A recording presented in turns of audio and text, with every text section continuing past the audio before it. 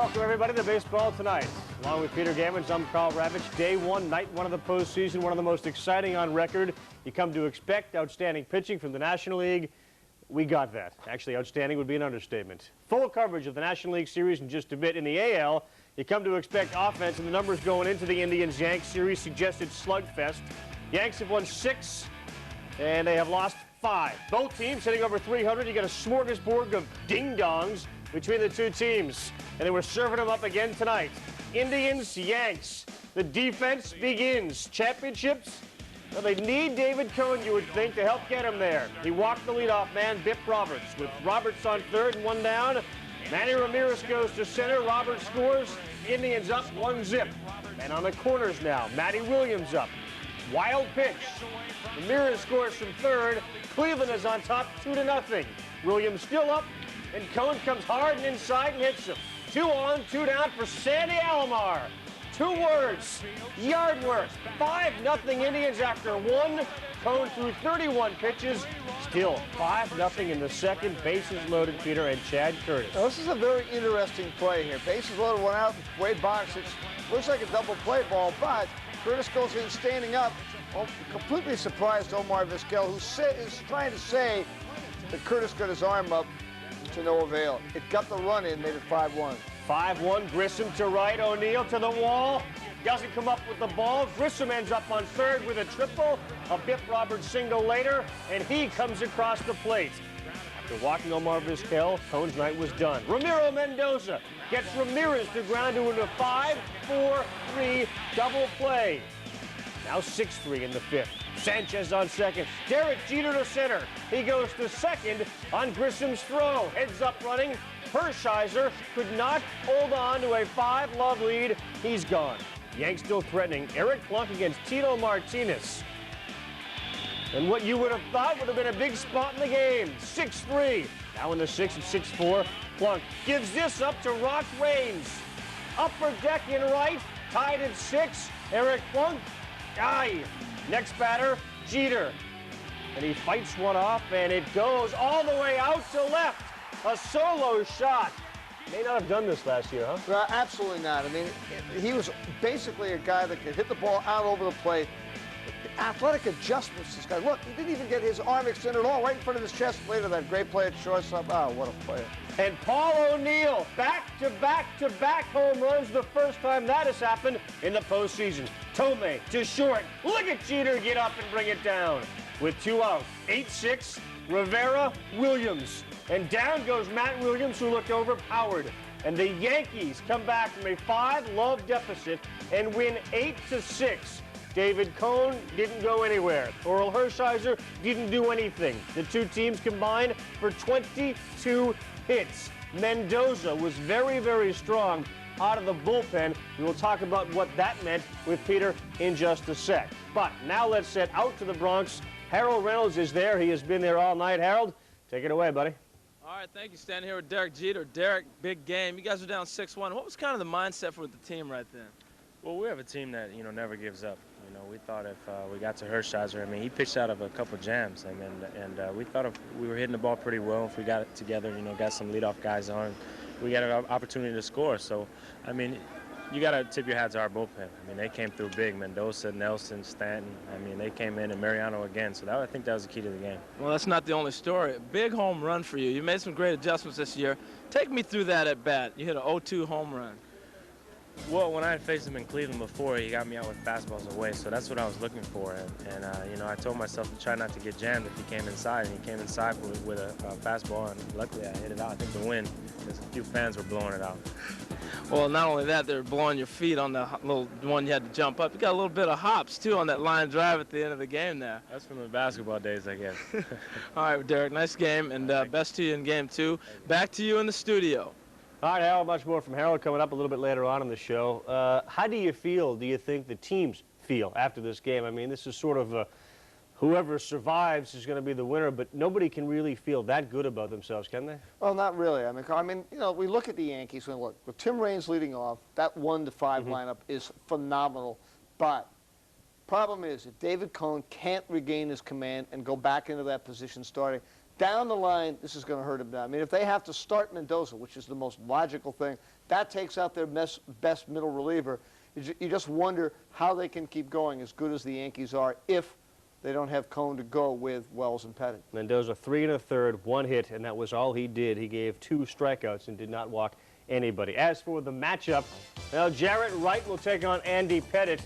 A lot of pressure on a young kid against a guy who has been the Yankees' best pitcher all year. Well, I think most people in the American League think Jarrett Wright is the next great horse and star in the pitching fraternity, but Andy Pettit's already there. Would have been a lot easier for Wright had the Indians won this game. One other note about the Yankees. George Steinbrenner said before the game, telling WCBS Radio, if the Yanks win the series, he says, I think that might be the time to think about a lot less involvement. I'm an old, ancient relic, so says George Steinbrenner. Well, off the field, other news. The White Sox making news and a lot of noise. Terry Bevington fired his manager. Not a huge surprise considering their lack of success and big budget. Bevington didn't comment. Frank Thomas did and said, he's a friend. I feel bad for him right now. End quote. Should Bevington encounter some hard times, maybe the big hurt will float him alone. Frank Thomas signing a 4-year extension worth $32 million. And then there were 5 conditional years after that that could make the whole thing worth about $85 million. Also ahead of us here on the show, we will check the National League story. Maddux said after his outing, I think I can pitch better than I did today. And the Giants could not have played much better than they did. We'll check out Bonds and company as we continue on day 1 of the postseason.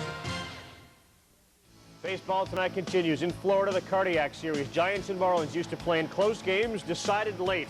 Kevin Brown, this season, had given up 3 hits to 54 Giant batters. In the second, JT Snow stares. Jose Vizcaíno also admiring. Barry Bonds, 1 for 18 in his career against Brownie. The guy's a Hall of Famer. I mean, to look this uncomfortable against, he looked like that was the last place he wanted to be, which tells you just how great stuff Kevin Brown has. Finally strikes him out. If you can make Barry Bonds look like that, boy, you are something. Kirk Reeder has been the best starter over the last month for the Giants.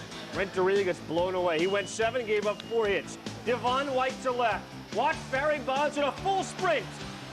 Great catch. This game had tremendous defense. Scoreless through 5. Brown says Bobby Moe, help.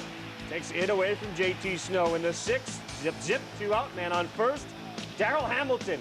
Oh, look at the original Marlin. Conine to stop it, and Brown covers the bag, and Dusty knows runs are going to be hard to come by. Well, this is a run. 3-2 pitch. That ball goes down in the corner. Conine makes a terrific play.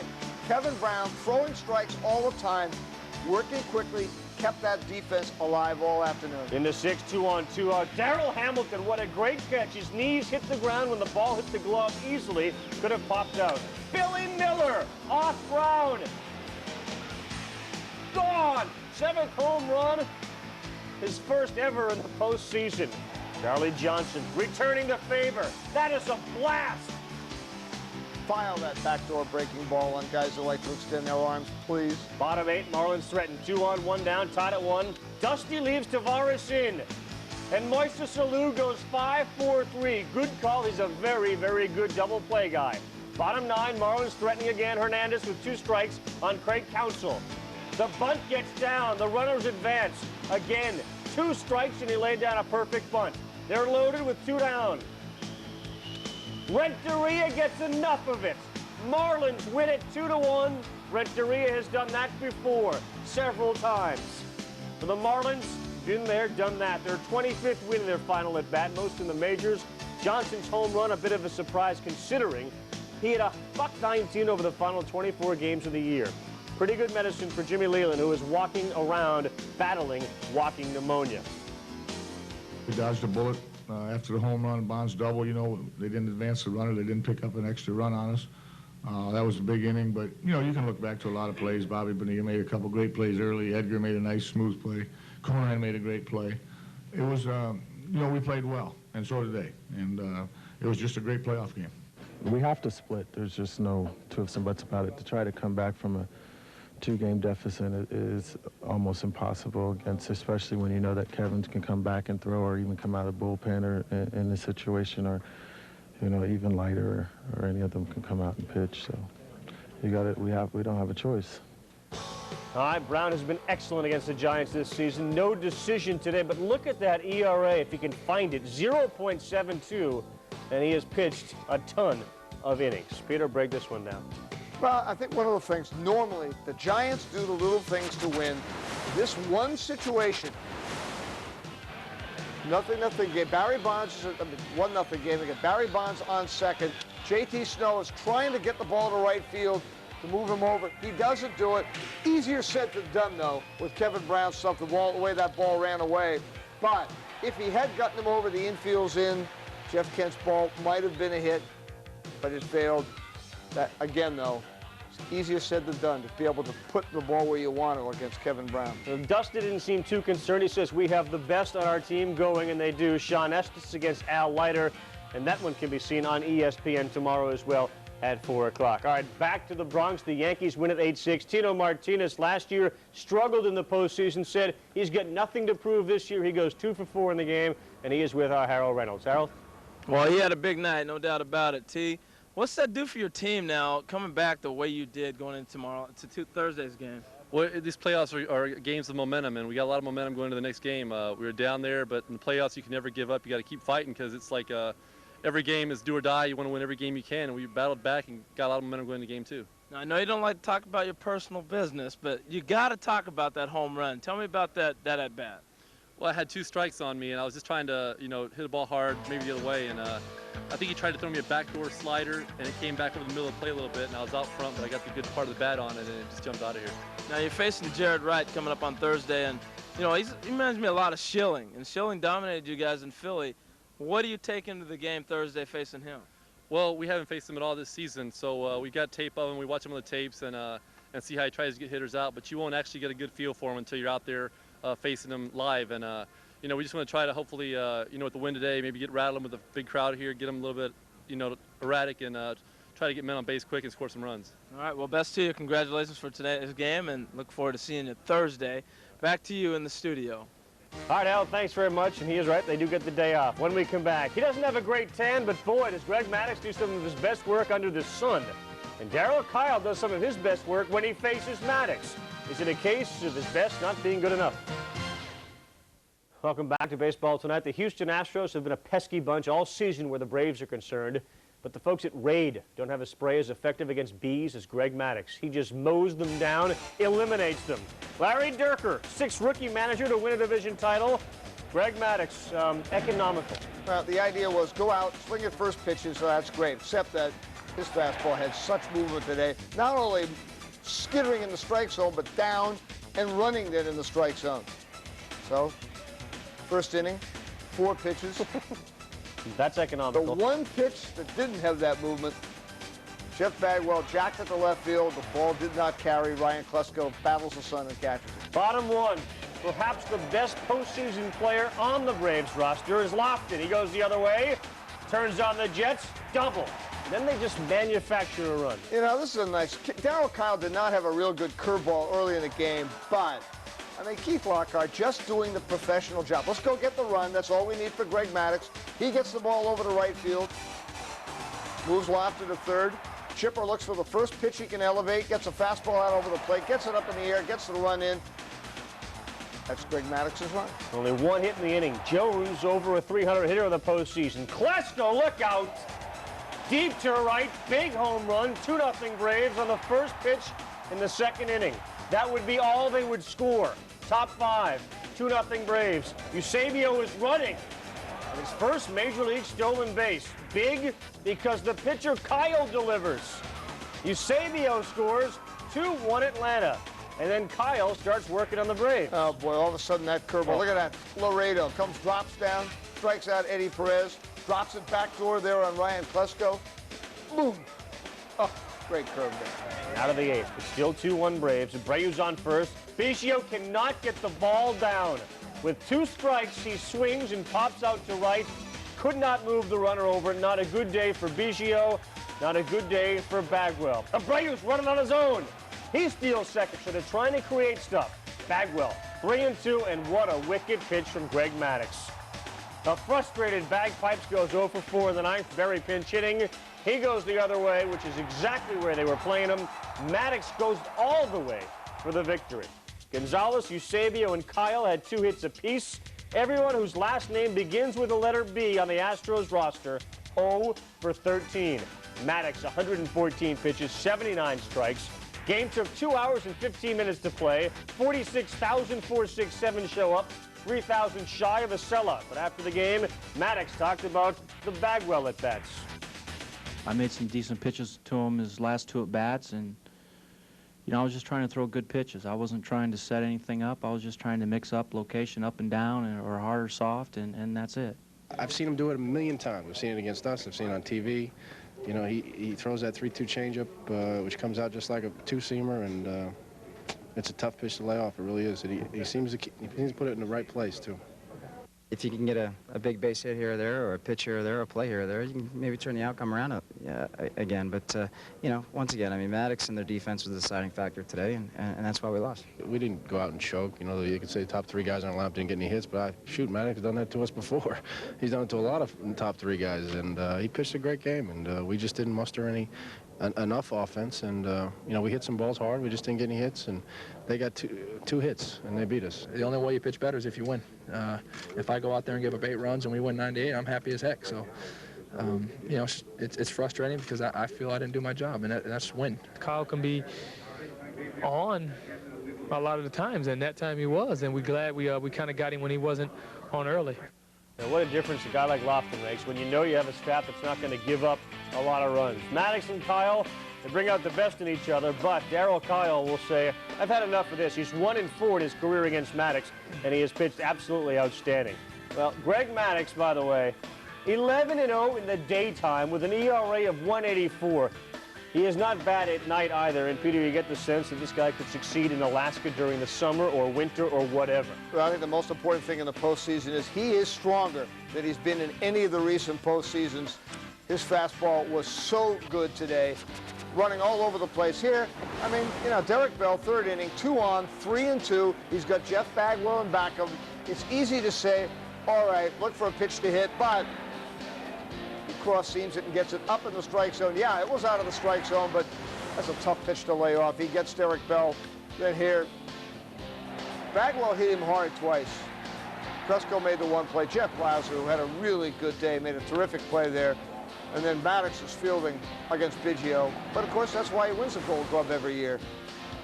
But this is bad against Bagwell. The way he sets him up with the breaking balls away, another breaking ball away, slider there, bam, fastball right down the middle.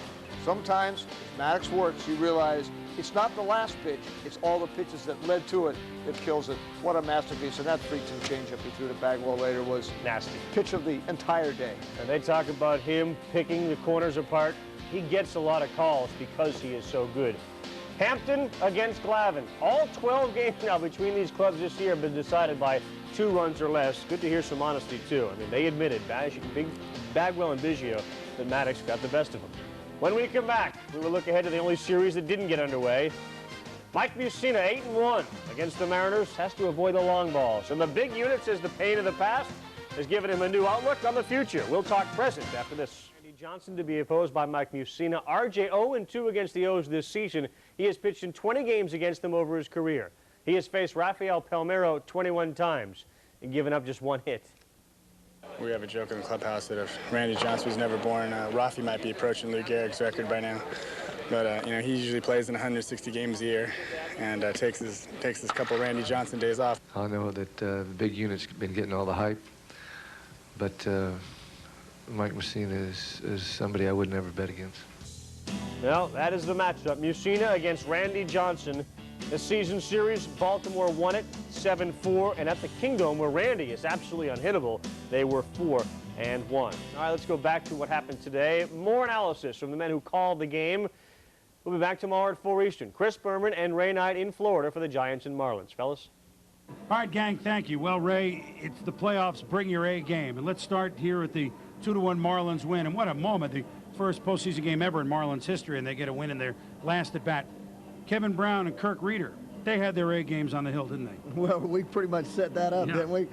These guys have pitched so well against each other and against the league, and they did about what we expected them to do. Low-run ball game, just a well-pitched game, and then a lot of little things late that happened to cause the win for the Marlins. Well, there are a lot of names that people know at home, like the Bonds or the Sheffields or the Bonillas, and not that they didn't impress, But the home runs from Billy Miller for the Giants, Charles Johnson for the Marlins in the bottom of the 7th inning, the big bunt by Craig Counsell, who was a pest every time he got up, and Edgar Renteria with the base-winning hit. So these teams didn't get to where they are by winning these games late with only their big guys producing, and we saw that today. Well, it's not always the big names. I go back to the great play Conine made on Hamilton, ball down the line, and then we look at the situation with the bunt, failed to get the guy over early with Brown, and then Counsell coming back and getting the bunt down with 2 strikes against a guy that throws 95, 96 miles an hour. The little things win ball games, great plays in the outfield.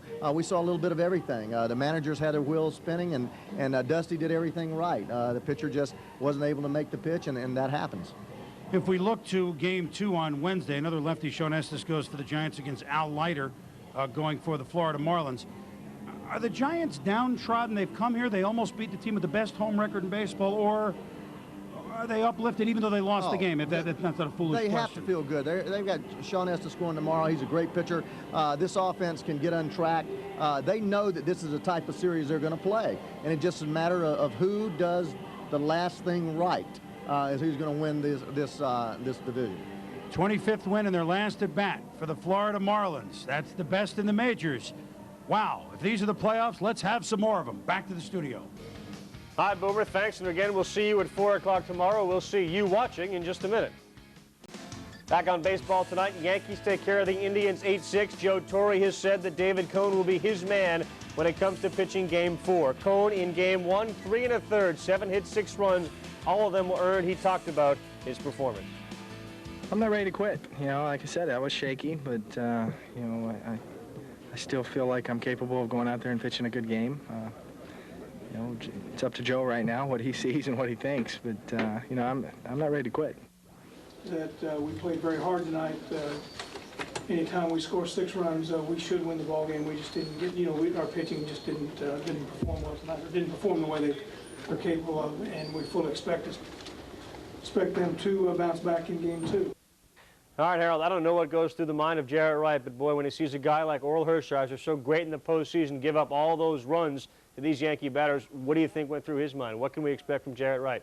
Well, I think we're all going to be surprised the word secret weapon comes to me, because this kid is so calm, Carl. And what it reminds me of, really, is you look at what Curt Schilling did when the Yankees faced him in Philly. He is that type of pitcher. He likes to go at the top of the zone. He'll come after you with the fastball, show you occasional slider or change, but he's coming with it, and he's going to bring it, and that's what he does. And, Peter, I know how much you like Schilling, and I look at Jarrett Wright to be very similar to Schilling.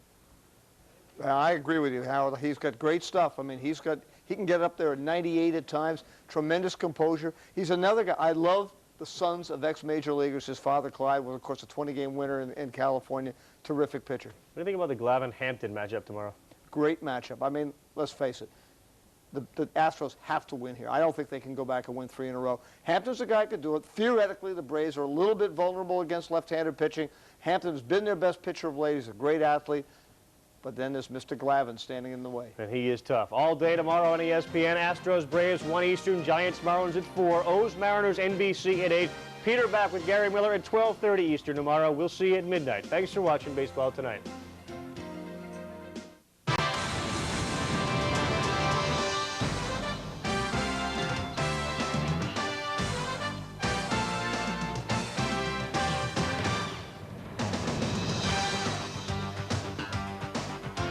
Hi, folks. Welcome to Baseball Tonight with Peter Gammons, Carl Ravitch, and what a difference a day makes. The National League Series Tuesday produced a total 6 runs, 8 walks, 20 hits. Today, 29 runs, 28 walks, and 37 hits. Sounds like American League. We'll get to the National League in just a bit, but let's start with the game that finished just about a half hour ago. O's-Mariners, Mussina, and Randy Johnson. Davey Johnson. Who would have a better day, Davey or Randy? Early on, Randy gets Rebele looking at the slider, and then looked like he had high, hard heat working early. Struck out 2 of the first 3 for the O's. Mussina was rock solid. Well, Carl, he had a great fastball, great changeup, and this knuckle curve there. Fastball up out of the strike zone to Jay Buhner. There, the knuckle curve down and in. Great stuff. 7 innings. 3-2 as far as strikeouts go. Top 3, Randy in some trouble. He walked Hammonds to lead off, and then Bordick doubles down the left field line. 1-0 O's as Hammond comes all the way around to score. Johnson, the escapes further damage by getting Davis to end the inning. In the fourth, same score, 1-zip, Edgar. Yard, deep to left, tied at 1. And what a job Edgar did just to keep the ball in play. You know, you watch him hit. There's one reason that he's one of the greatest hitters, right-handed hitters of his time. The bat seems to stay in the hitting zone for about 10 seconds. I think he may be the only hitter in baseball that could have kept that changeup foul. Fair, I mean. They haven't picked off? Yes, but no. Sorrento slips. It hits Hammonds. It goes to the outfield. Hammonds goes to third. He would later score an Anderson single in the fifth. It's 2-1, and Eric Davis, AstroTurf hit. The infield was in. The ball took a high hop. Bordick and Anderson score 4-1. Hoyles. Boy, he hits Randy Johnson well. Hey, I can do it against Mike Timlin as well. 7-1-0s. And a scary moment for Hoyles. Watch the bat of Joey Cora. Oh, right off the side of the head. Taken to the hospital for precautionary x-rays and a CAT scan. Lenny Webster comes in to replace him. The next batter, Kelly, goes down. Then in the seventh, A-Rod. Same deal. Lou Piniella. Watch his body language over the 9 innings. Started tall and ended up slumping down big. Sorrento ends it, and the Orioles come in and shock Randy Johnson and Seattle. The final score 9-3, 13 hits for Baltimore. Randy goes 5, gives up 5 earned run and 7 hits. Mussina was the story in this one as he got the job done. Seattle's main men, 4 through 6 hitters, 3 solo home runs. That was all the damage they did. And the O's quickly grab a 1-0 lead on the road. Now, Mark Schwartz is in Seattle. He has been there and watched this game throughout. Mark, you are on. Mike Mussina. Mark, can you hear us? All right, let's get back to All Mark right, in just a Carl, sec. we're Okay. here at the Kingdome where everybody had to be expecting a very different result. I mean, 59,579 people cheering, the loudest stadium in captivity. Randy Johnson, the 20-game winning dominator on the mound. No one thinks that Randy's going to get lit up, do they? No, no one did here. Not even the guy facing him, Orioles righty, Mike Mussina. You know, it's the first game of the playoffs. At their place, the place is full to the roof. It's loud. And you expect Randy to go out there and pitch a good game. I mean, if I'd have said that we ended up giving up 3 runs when the game was over, you know, I'd have said we were going to lose. But our guys went out and put pressure on him every inning and were patient, got some walks, and then got the big hit. All right, some honesty there from Mike Mussina. Joining me now, ESPN baseball analyst Joe McGrain. And, you know, we saw Randy 2 years ago in the postseason. He pitched 3 times in a 5-game series against the Yankees. No one really had any reason to believe, especially since he hasn't been throwing much lately, that he wasn't going to perform at top Randy Johnson form tonight. And we certainly didn't see the real Randy Johnson tonight. In fact, his velocity was down about 8 miles an hour to 88 to 91. That's normally not where Randy Johnson likes to pitch. And we just saw that his location was off. And I think a lot of the reasons being he's a big guy, he's 6'10", and sometimes when he gets it on groove, he's all right and he's locked in, and that's where the velocity comes from. But the release point was inconsistent to the point to where it didn't allow him to really execute his game. You know, Cal Ripken just told us that maybe after 3 losses against the Orioles, 2 actual losses and 1 no decision, he really has lost some confidence against this particular club. Well, when you're going up against certain teams and they have a great deal of success, it does affect you, and you try to think it and overthink the situation. What do I have to do now to get a win against these guys? And the lineup was completely juggled. All the key left-handers were out of there, and you would think that, geez, Randy's going to be able to just blow through these guys, and it was certainly a different story. Now, as far as the Mariners are concerned, how devastating a defeat is this, given the fact that Randy was on the mound and they're at home? I think it's very devastating. Randy Johnson is their one true, slam dunk weapon. Lou Piniella thought for sure if they're going to get a split here that the Randy Johnson game was going to be the one where he got the win.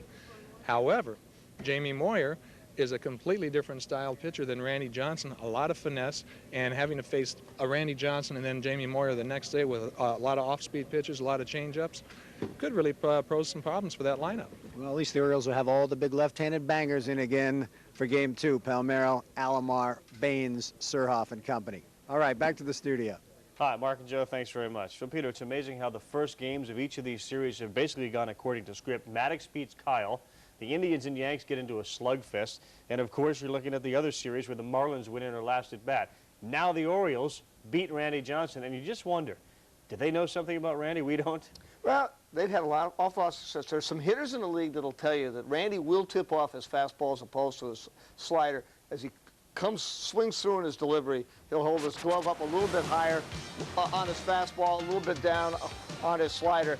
But tonight, Davey Johnson used a lot of hitters with patience and who would make contact. But there, you see Randy with that fastball, 88 miles an hour, only 2 swinging strikes in the first 2 innings. Told you, if he can't throw that ball by Reboulet and Eric Davis in that situation, without the command of his slider, they see the double there by Mike Bordick. His fastball up in the strike zone that Geronimo Baroa drove out to right field. It was just not the same pitcher. The Orioles have done a great job of hitting against him. Maybe they do. Maybe they have picked up what some of those hitters have picked up with his glove and his delivery, whatever. It wasn't the same guy tonight. No. We saw Hoyles hit a home run off Timlin. The other thing that we didn't see was Hoyles hit a foul ball on a fastball on Randy Johnson. He yanked it about 30 feet left of the foul pole, and he crushed it. So, again, he didn't have his best stuff tonight, and certainly we will have much more on Randy. Lou Piniella said he may go in Game 4. All right, when we come back on this edition of Baseball Tonight, the Giants and Marlins. What a time for Moises Alou to break out of a slump. This has been the best series so far. We'll recap what happened today next.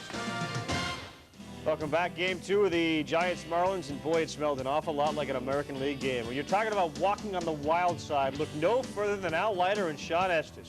1-2 in walks per 9 innings. With that as a backdrop, would people be walking around the bases? Top 1, men on the corners, 1 out Al Leiter to Jeff Kent. And Kent, liner up the middle. Oh, what a play by Renteria. Saves a run. Next batter, Mark Lewis. What a little series he's having. Singles to right, Javier scores, 1-0 Giants.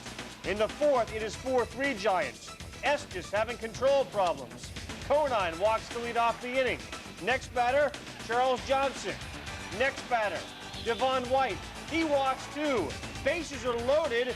Arias through the hole. Conine scores. It's 4-4. Marlins add another to go up 5-4. In the 6th, launch pad. Sheffield off Tavares, and what a bomb that was. 6-4 Marlins. Sheffield, good on offense, struggled occasionally on D. He was in the middle of everything here. It looked like Jose Vizcaino was going to, he took such a big swing, he thought he was going to pull the ball off the fence. Gary was playing deep, broke back, and, well, he tried. Gift double for Vizcaino. Next batter, Bonds, opposite way. That looks like it's a fly ball to the left fielder. No, off the wall. 6-5 Marlins. And watch how close this actually was to being a homer. 5 feet left, it's gone. Top 9, Nen. Hamilton, he beats out a grounder to Conine. Conine gets the error. Next batter, and now you just get the feeling things are going the Giants' way. A broken bat, single falls in. 1 out later, 1st and 2nd. Barry Bonds hits this ground ball. Looks like it's going to be a double play. Great hustle by Stan Javier. Dumps Greg Counsell. Throw goes wide. Tying run comes in. It's 6-all, bottom 9. 1st and 2nd, Moises Alou hitless in the playoffs to center. What a time to break out of it. Here comes the throw home. Sheffield looks like he's limping, but the ball would actually go off the pitcher's mound and never get there. And what a weird break for the Giants. A very good break for the Marlins. Their 26th last at-bat victory this entire season. Giants pitchers walk 7, and 3 of those free passes lead to runs. Giants out-hit them 11-10. Sheffield and Bonilla 6 for 8. Combined, they are 8 for 13 in this series. One other note, interesting. The Marlins voted to give Pat Rapp a share of their postseason bonus. Rapp, of course, is now with the Giants. Pretty good deal. Now we need to sweep at home.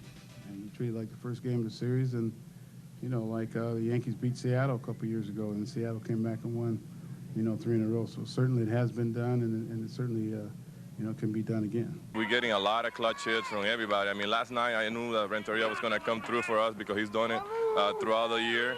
And, I mean, today it was a great job by Chef. Bonilla had a great at-bat, and then I get a good pitch to him, and I did the right thing. It was exciting, you know. I always wanted to accomplish that in my career. I've done that. You know, most of all, you know, we're winning these games. You know, that's all that concerns me right now. I'm not worried about personal things. I just want to make sure I'm ready to play. He came in there today and did just an unbelievable job.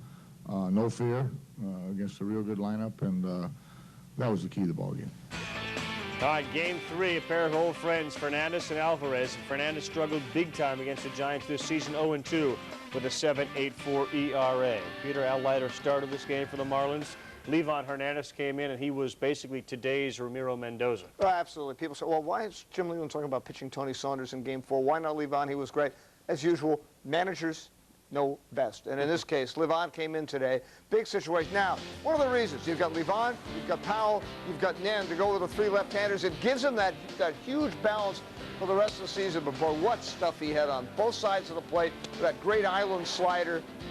Look at the fastball there to Barry Bonds. Look at Barry looks back like, hey, where'd you come from?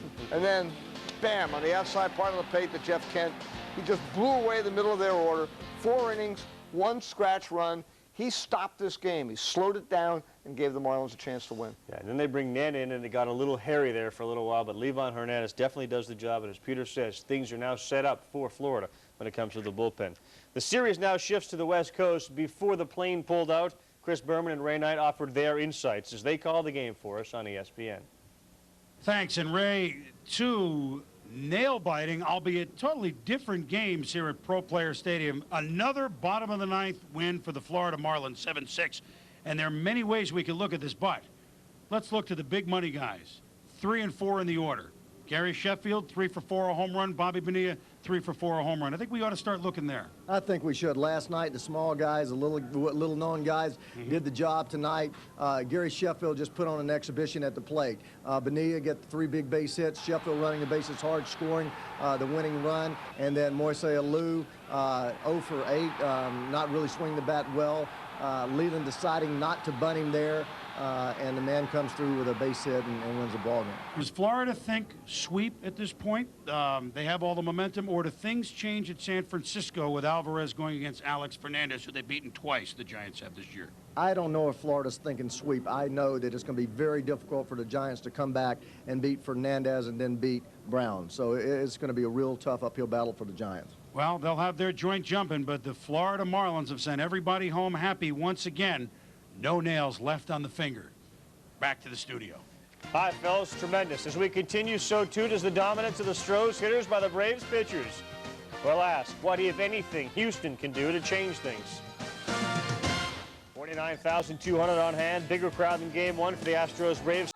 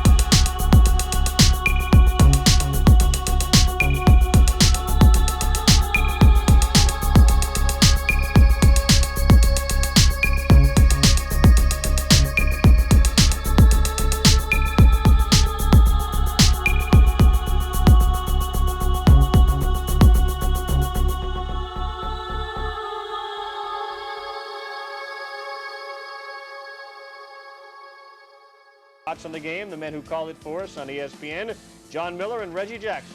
Warriors ran away with it today 13-3, although the ball game was much tighter than that earlier as Glavine was facing Mike Hampton, and Hampton never really seemed to find his groove today, Reggie.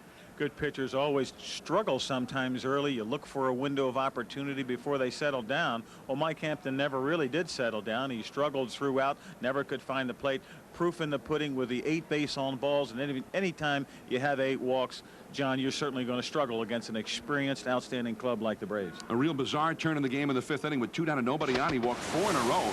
After the first 2 walks, Javi Lopez was up. He was left in there to face him. That was the 3rd walk, and then he walked Andrew Jones to load the bases. Magnante in from the bullpen then with a pinch hitter, Colbert. He then singled to right, making it a 3-run inning and a 6-3 Atlanta lead, and the Astros never really recovered from that. And the question is, at this point, when Lopez is up there after 2 consecutive walks, Lopez not likely to be pinch hit for. How come he didn't make the move to a right-hander at that point? You know, it's always easier to manage when you're talking about the game in past tense, John, but people will question whether it's in Houston or anywhere in baseball. Should Larry Dierker have brought in a right-hand pitcher to face Andrew Jones as well as Javier Lopez, because they probably would not have pinch hit for either one of them. So that question will always remain in people's minds. Also, the big guns of the Astros, the killer bees, Biggio, Bell, and Bagwell, they've been shut down. Bagwell was 0 for 5 today, 0 for 9 in the series. Glavine struck him out twice, and 3 times he struck out overall. This is the 2nd time Glavine got him with a changeup. And the 3 killer bees are now 1 for 25 in this series. The series will reconvene Friday at the Astrodome. John Smoltz will try and nail it down for the Braves, and Shane Reynolds will go for Houston.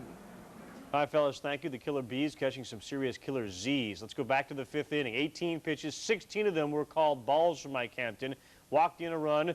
Yes, it's in the minds of many people. Actually came out of their mouths. Larry Dierker was asked after the game, why leave the guy in when his control seemed so out of whack? He's never been quite this wild, I don't think, this year, but he's had a lot of trouble that he's been able to make that one pitch and get out. And so, you know, I kept thinking he was going to do that. Even though they hit some balls hard, they only had a couple of hits off him, and I thought that he had a chance with every guy that came up to make that one pitch to get him out of it. If the 3 of us aren't really swinging the bats real well, obviously we know that that's a big disaster for our offense. But that's the way it is right now, and you know, no matter what happens, 6, 7, 8 runs, we can't have that against that kind of team. We knew when we play the Atlanta Braves, it's got to be a low-scoring game. For me today, it was almost like, you know, if I had those 3 guys hitting 1 through 9, I might have pitched a better ball game because my concentration was probably a little bit better and my pitches were a little bit better against those guys. It's a situation now where you suck it up, you take your punishment like a man, and you go out Friday and you see what you got for John Smoltz. It's going to be hard to sweep the Braves. Possible. We've done it before. They know we can do it. We know we can do it, but it's very unlikely that we will. Well, again, more honesty from Houston. I mean, they are at least men about what is going on. We heard Bagwell mention the D word, disaster. Walks, 16 of them. The Braves had 6 of them. I mean, do you think this is a case of pitchers trying to be too fine or too much pressure or what? Well, I think we saw the four walk inning by Hampton. We saw the 5 walk inning with Estes and Henry in game 2. I think it's the combination of the pressure situation, trying to make sure they stay. There's a little desperation there in Houston, as we saw. Hampton, I think, trying to make perfect pitches, just as we saw Jeff Bagwell trying to hit home runs off Tom Glavine, opening up much too early, leaving too early, and swinging and missing at pitches he should never swing at. I think against the Braves, it is easy for individuals to feel as if, well, if I don't carry my load, this team has no chance, especially with that pitching that Atlanta brings. So walk shouldn't nearly play as big a role in Game 3. Smoltz ranks 8, Reynolds 9th in the league in fewest walks per 9 innings. Biggio may not be so excited about seeing John Smoltz. He has K'd him 21 times over his career. When we come back, another look back at what went on in the Kingdome. It was supposed to be the Randy Johnson show. Mike Mussina had other ideas. Welcome back at the Kingdome. Randy Johnson was supposed to be well rested. Instead, he got hit hard. Mike Mussina said just the night before that Randy Johnson, probably one of the best pitchers in the last 25 years in the major leagues. Well, tonight, Mike Mussina was as good as anybody. Here's what he had to say. I was happy that the big unit was getting all the press. I mean, everybody's talking about big unit like Mike Mussina was chopped liver. I said, man, I wouldn't bet against Mike. I mean, he's been the best pitcher in baseball over the same period Randy Johnson. And I don't know that anybody that I'd ever have everybody in the world thinking he has no chance to beat this guy pitching. I thought that was the greatest thing we had going for us, the whole hype of that game yesterday, because Mike Mussina's a great pitcher. When you start talking about right-handers, the top right-handers in baseball, you've got to mention his name fairly prominently. So he's won, what, 9 out of 10 against us? Next time he pitches, it'll be 9 out of 11. I'm not into, momentum so much. I mean, you got to win 3 games to win the series. I mean, you look at this club over here, they have a tremendously potent offensive club that could just explode. And so you feel good winning the first game, but I mean, you don't want to get too overconfident. And you really don't think, I don't think in my mind that they're too down over there because they know they can come back. Absolutely, and you know inside the bandbox of this Camden Yards, that Mariner offense will fire balls out of there. Orioles and Mariners have one more at the Kingdome. 4 Eastern on ESPN. Indians and Yankees, 8 o'clock Eastern time on Fox on Thursday.